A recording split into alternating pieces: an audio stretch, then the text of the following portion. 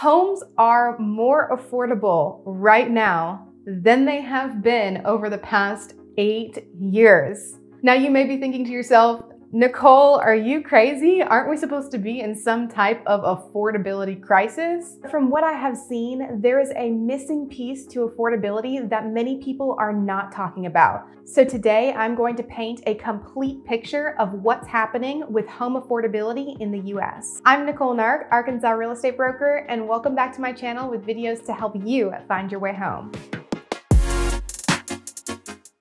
Hearing the phrase affordability crisis may make you think that buying a home is no longer affordable or a possible part of the American dream. When in reality, when you hear the media talking about an affordability crisis, they are talking about a lack of affordable inventory available. And if you are currently looking to buy or have started the buying process, you probably are experiencing firsthand the frenzy that many people are calling this affordability crisis, where you are trying to make offers on properties left and right just to get something under contract and may be experiencing a lot of competition. So by the end of this video, you are going to learn the difference between what the media is calling an affordability crisis and how homes right now are pretty much more affordable than they have ever been. Before you head to the comment section and tell me I'm crazy for saying a home is affordable right now, let's look into the data because I'm excited to share it with you guys. The National Association of Realtors studies home affordability, and each year they release something called the Home Affordability Index. This index measures whether the typical family makes enough money to qualify for a mortgage loan to cover the typical household on both a national and regional level. Now, this affordability index takes into consideration 3 important factors when determining whether homeownership is affordable for the typical family. The first factor is home prices. This one you probably hear the media talk about a ton. The second factor is looking at mortgage as a percentage of your take-home income. And the third factor, and the often forgotten one by the media, is mortgage interest rates. So let's go ahead and take a look at the index. So to interpret this graph, a value of 100 means that a family with the median income has exactly enough money to qualify for a mortgage on a median priced home. This takes into consideration spending no more than 30% of your income on housing expenses. An index above 100 signifies that a family earning the median income has more than enough income to qualify for a mortgage on a median priced home, assuming a 20% down payment. So the higher the index, the more affordable it is to purchase a home. So in this graph, going back to 1990, the blue bar represents today's affordability. You can see that homes are more affordable now than they've been at any point since the housing crash, when distressed properties like foreclosures and short sales dominated the market. Those properties in these ranges right here were sold at large discounts that had never been seen before. So at that time, it was the drop in housing prices that caused affordability to be at an all-time high. But as you can see from where we are now in this blue bar, we are higher than we have ever been since this point. So remember, there are 3 big factors that influence affordability: home prices, mortgage payments as a percentage of your income, and mortgage interest rates. Now, although it's a combination of all 3 of these that drive the equation, right now in our market, the largest contributor to why homes can be affordable for many Americans is because of the low interest rates. So let's take a look at each one of these individual factors so we can see historically where we're coming from. Just last month, the median home price rose to a new record high of $341,600. Economists are predicting that the median price will continue to rise, and I made a video all about this, so I will go ahead and link that above. But if prices are higher than ever, how can homes still be affordable? That is the big question. So let's take a look at what income has done this year. Personally, I find this to be the most interesting graph.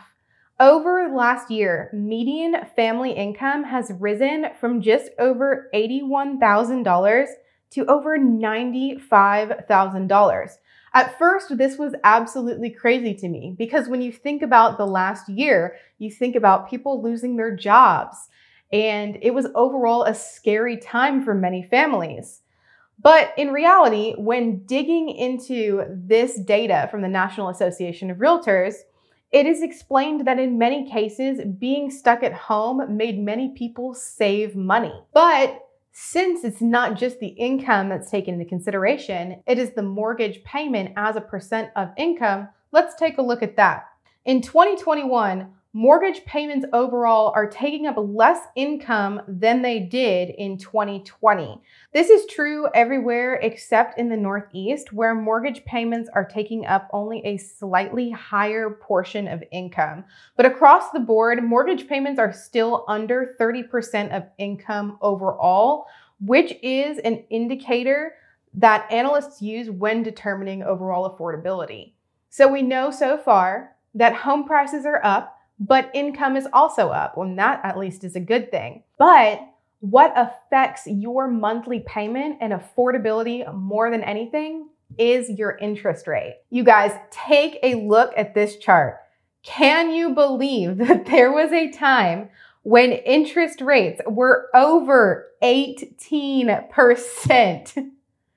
I would not own a house if interest rates were over 18%. I do not think many people would. Meanwhile, so far this year, we have been hovering with interest rates around 3% and below, which is awesome. It has truly never been a better time to borrow money from an affordability standpoint. I bring all of this up because if you are considering your first home, or you're considering moving up into your dream home, it is so important to understand how affordability can affect the overall cost of your home purchase. With that in mind, buying a house while mortgage rates are low can save you thousands of dollars over the life of your loan.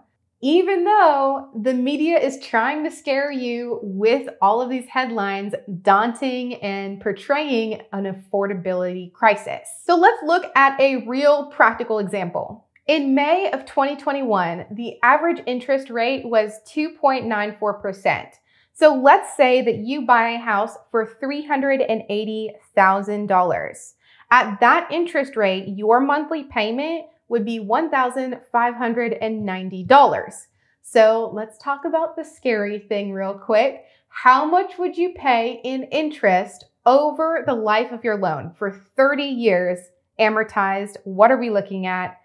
It is $192,337 in interest. That may scare you, but understand that we are just at a 2.94% interest rate here. Imagine if we were at those 18% interest rates that were just a few decades ago. So in order to show you a more real and concrete example, I went ahead and I pulled the average interest rate for May of 2019 as well. That interest rate was 4.06% just 2 years ago. So let's take into consideration that we buy the same $380,000 house. What would that look like on a monthly payment? $1,827. That is a difference of $237 a month. That's not the scariest part. Remember how I talked about it's never been more affordable to borrow money than right now with low interest rates?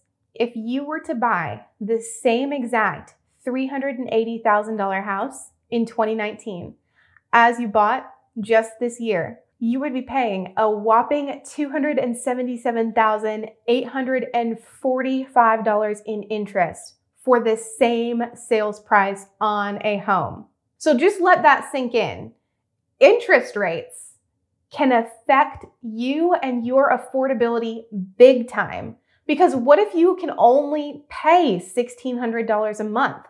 then right now with today's interest rates, you could afford that house. But if interest rates go up, the same exact house is now out of your budget. So to conclude, I just want to be clear that yes, there is 100% a lack of affordable inventory right now. And there is lots of competition to get affordable homes around the median home price.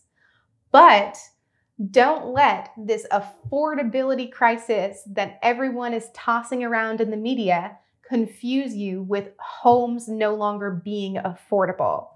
As you've learned in this video, it has never been a more affordable time to buy a house because of the low interest rates. Now, will this change if interest rates go up and prices go up? Yes, it definitely could. So what I want you to take away from this is, if you are in a place to where you want to start the buying process and you feel like you are ready to compete for homes, then by all means, jump in and start the process, because you could lock in a home at a much lower interest rate than a year down the road. Additionally, I know there's a lot of controversy about this, but many experts are speculating that home prices are going to continue to rise. So if you have the ability to, go ahead, start your dream of home ownership, make it a reality for yourself, and get you some favorable loan terms. If you are interested in learning more about what analysts have to say about the future of home prices, I have made a full video on that. So I will link that over here now, and I will see you in the next video.